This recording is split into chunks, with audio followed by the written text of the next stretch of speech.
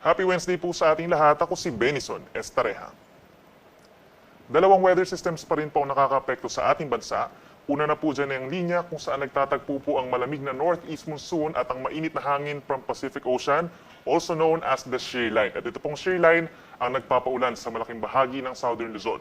Habang sa northern and central Luzon, umihip pa rin po ang malamig na northeast monsoon or amihan na nagdadala lamang po ng maihinang pag-ulan.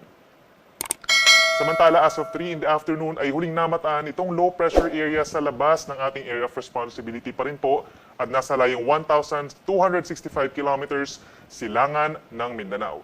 Within the next 24 hours, mababa ang tsansa na ito ay maging isang bagyo. Kitang-kita rin dito sa ating latest satellite animation, medyo hindi pa maganda yung kanyang circulation at mga kaulapan.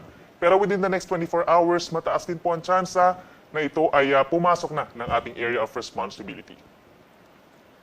Base naman po sa Tropical Cyclone Threat Potential Forecast ng Pag-asa, pagpasok nito ng ating area of responsibility bukas ay tataas ng bahagya yung maging isang tropical depression nito at inaasahan yung pagkilos ito pa west-northwest or sa direksyon ng Caraga and Eastern Visayas sa loob po ng 2 araw.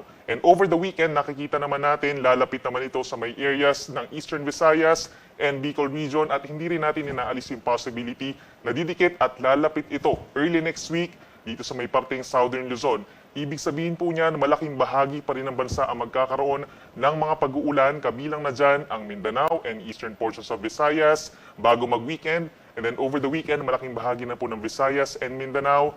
Then early next week hanggang sa Tuesday is possible po malaking bahagi ng Southern Luzon and Visayas ang magkakaroon ng mga pag-ulan, kabilang na rin po dyan ang Metro Manila. Kaya patuloy po natin imo-monitor ito.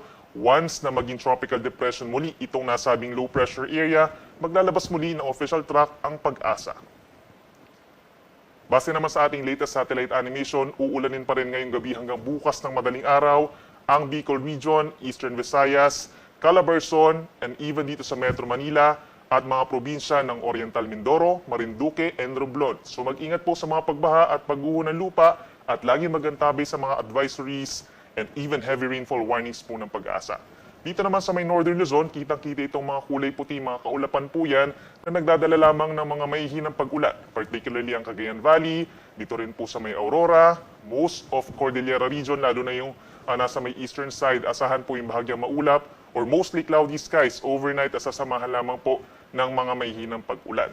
Dito sa may Ilocos region, Abra, Benguet, and rest of Central Luzon, partly cloudy to cloudy skies overnight, nasasamahan lamang po ng pulupulong mahinang ulan. At dito naman po sa Visayas, Palawan, and Mindanao, generally bahagyang maulap hanggang maulap ang kalangitan, nasasamahan lamang po ng pulupulong mga pag-ulan, bahagyang epekto rin po ng shear line kung dito sa may parteng northern portions of Visayas and Palawan, localized thunderstorms naman dito sa may Mindanao at wala pong kinalaman doon sa low pressure area na nasa labas pa ng ating PAR. Bukas naman po, araw ng Thursday, asahan pa rin ang mga pag-uulan dito sa may Bicol region. Magdala po ng payong, epekto pa rin ito ng shear line or banggaan ng mainit at malamig na hangin, kaya't mag-ingat pa rin po sa mga pagbaha at landslides.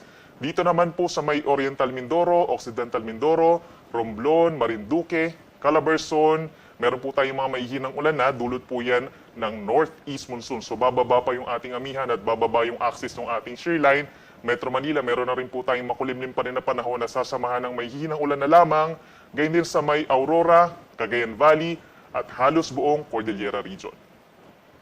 Dito naman po sa may western side ng Northern Luzon, Ilocos region, Abra, Benguet, asahan pa rin yung similar weather conditions. At dito sa may western side of Central Luzon, meron lamang din pong tsansa ng pulupulo at may hinang pag-ulan, habang may mga localized thunderstorms by tomorrow sa malaking bahagi po ng Palawan.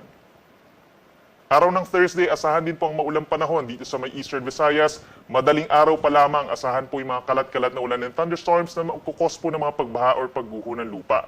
Bago magtanghali, mataas din ang tsansa ng pag-ulan dito sa may Central Visayas at maaaring magpatuloy mga pag-ulan hanggang sa gabi. Dulot din po yan ng shear line.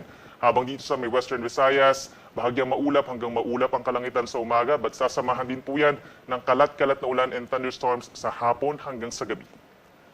Sa ating mga kababayan sa Mindanao, pinakang uulanin po ang Caraga region and Davao region. Mas lumalakas yung mga pag-ulan pagsapit po ng tanghali all the way hanggang sa gabi.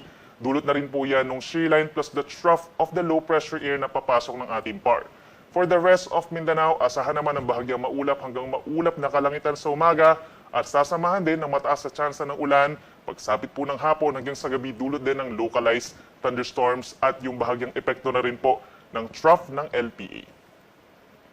Sa ngayon po meron tayong gale warning or matataas sa mga alon dito sa Hilaga at silangang baybayin po ng Luzon and even Visayas.